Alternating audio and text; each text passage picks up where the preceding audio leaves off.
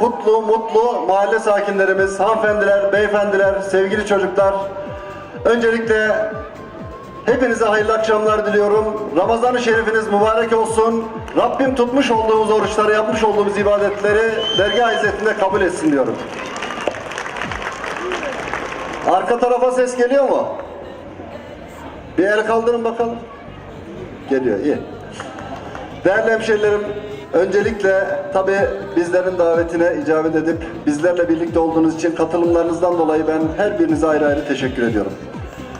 Herkesin belki evinde yiyecek ekmeği, çorbası vardır. Ama Ramazan ayının belki en güzel taraflarından bir tanesi Kur'an ayı, ibadet ayı ama bunun ötesinde birlikteliğin, paylaşmanın ve beraberliğin ayı.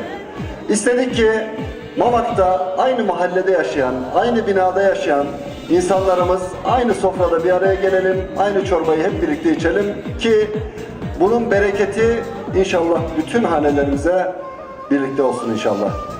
Şu tabloyu gördü mü? Hani hep derler ya, yaşı biz emsal olanlar, ah eski Ramazanlar falan diye. İşte eski Ramazanlar buydu. Eski Ramazanlar paylaşmaktı. Eski Ramazanlar komşusu açken tok yatamamaktı. İşte bunun en güzel bir örneğini burada sergiliyorsunuz. Onun için ben sizlere tekrar teşekkür ediyorum. Rabbim sağlıkla, sıhhatle inşallah bayramlara da erişmeyi cem-i cümlemize nasip etsin diyorum. Ben hepinize hayırlı akşamlar dilerken çorbayı içtikten sonra başka yerde bir iftar programı daha var. Aranızdan hemen ayrılacağım. Onun için böyle kısa oldu. Hakkınızı helal edin. Tekrar hepinize hayırlı akşamlar diliyorum. Hayırlı Ramazanlar, hayırlı bayramlar diliyorum. Allah'a emanet olun.